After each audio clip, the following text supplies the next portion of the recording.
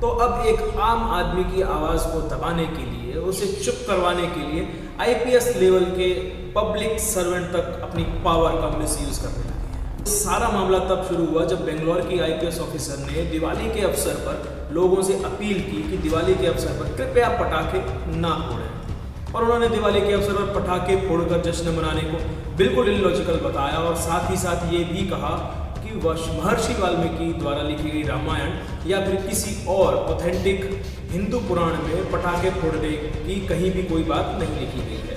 अगर ऐसा है किसी भी पुराण में या किसी भी ऑथेंटिक हिंदू पुराण में या महर्षि वाल्मीकि की लिखी हुई रामायण में लिखा दिखा दें तो वो माफ़ी मांगने के लिए भी तैयार है।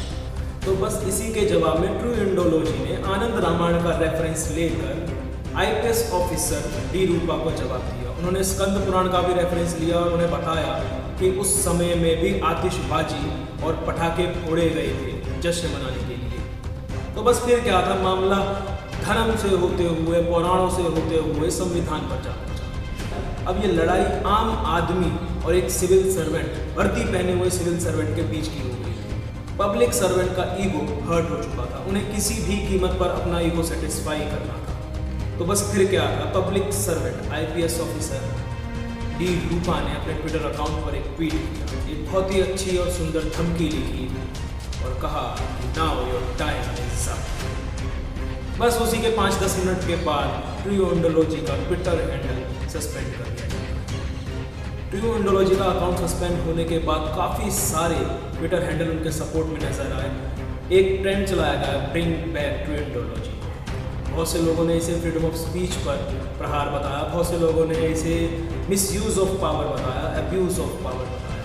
बहुत से लोगों ने आईपीएस ऑफिसर को इसलिए भी क्रिटिसाइज़ किया क्योंकि उन्होंने जिस सवालों के जवाब मांगे थे उन्हें उन सवालों के जवाब प्रमाण सहित दिए गए और वो इस चीज़ को हजम न कर सकी और अपनी ईगो सेटिस्फाई करने के लिए एक आम आदमी का ट्विटर हैंडल सस्पेंड करवा दिया। एक पब्लिक सर्वेंट को ये चीज़ नहीं भूलनी चाहिए कि उनकी ड्यूटी किस फील्ड में।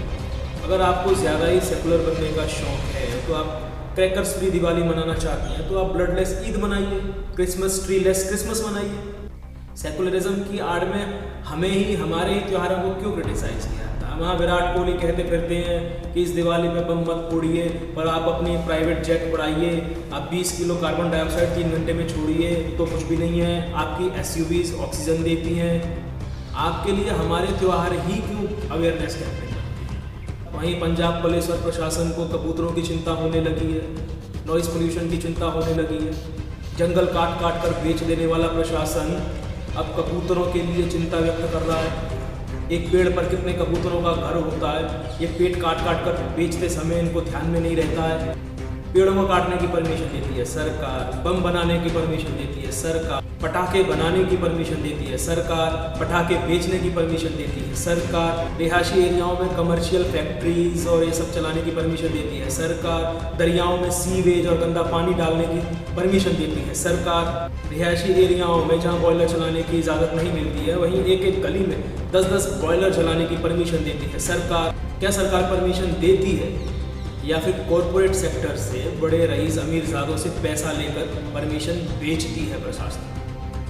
दिवाली के दिन प्रदूषण की चिंता करने वाले, आपके लिए चिंता प्रदूषण नहीं है, आपके लिए समस्या है दिवाली, आपके लिए समस्या है हिंदुओं का त्यौहार।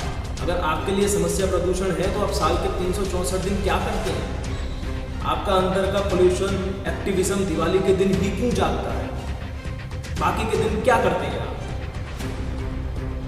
हमारा तो साल के 365 दिन प्रदूषण से दम उठता है, शोर शराबे से हमारे कान फटते हैं। जिन रिहायशी एरियाओं में जनरेटर चलाने की इजाज़त नहीं होती वहाँ एक एक गली में, एक एक मोहल्ले में हज़ार जनरेटर चल रहे हैं। जिस समय बत्ती गुल होती है, जिस समय लाइट जाती है, उस समय हम लोगों पर, आम आदमी पर क्या बीतती है वो आपको 364 दिन नहीं दिखाई देता। लेकिन दिवाली वाले दिन आपको नॉइस पोल्यूशन सताता है। बहुत बढ़िया, बहुत वाह। खैर अब दिवाली बीत चुकी है, अब अगले 364-360 दिन तक पर्यावरण, वातावरण बिल्कुल साफ रहेगा, शुद्ध रहेगा, ना शोर रहेगा, ना शराबा रहेगा, ना धुआं रहेगा, ना कहीं पानी गंदा होगा, ना कुछ होगा। अब सिर्फ साफ शुद्ध हवा में आप भी सांस लीजिएगा और हम भी सांस लेंगे। एसी रूम में बैठकर पटाखे बंद करने वालों के लिए समस्या प्रदूषण नहीं है। मैं फिर कहूँगा, उनके लिए समस्या प्रदूषण नहीं है, उनके लिए समस्या है दिवाली, त्योहार। खैर, बात रही ट्विटर की या फिर ट्विटर इंडिया की, तो मेरा ये मानना है कि ट्विटर इंडिया को अब पूरी तरह से लेफ्टिस्ट द्वारा हाईजैक कर लिया गया। ट्विटर इंडिया को बस एक बहाना चाहिए किसी भी नेशनलिस्ट के अकाउंट को डीएक्टिवेट या सस्पेंड करने के लिए। उनके पास लॉजिक हो चाहे ना हो, बस उन्हें इस चीज़ से कोई फ़र्क नहीं पड़ता है। उनका काम सिर्फ लेफ्टिस्ट के प्रोपेगेंडा और एजेंडा पर चलना है।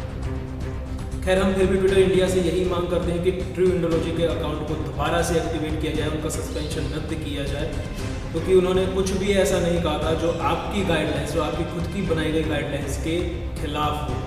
उन्होंने जो कुछ भी कहा, जैसा भी कहा, विद प्रूफ कहा, विद फैक्ट्स कहा, विद रेफरेंस कहा, फिर भी आप बिना किसी फैक्ट चेक के किसी के अकाउंट को सस्पेंड करते हैं या डीएक्टिवेट करते हैं, तो आप इस चीज़ को मान लीजिए कि आप हाईजैक किए जा चुके हैं। धन्यवाद। अगर आपको वीडियो पसंद आया हो, अच्छा लगा हो, तो लाइक, कमेंट, शेयर ज़रूर कीजिएगा। आपका सपोर्ट बेहद वांछनीय है। जय हिंद, वंदे मातरम, भारत माता की जय।